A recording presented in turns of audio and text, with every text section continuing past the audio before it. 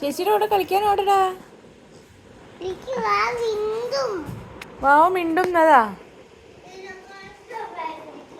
വാവ കളിക്കാൻ വരുന്നില്ലാന്ന്. വരുംന്ന് വരെ പോയിക്കോ, കളിക്കാൻ പോയിക്കോട്ടെ. എന്ത് സാധനം?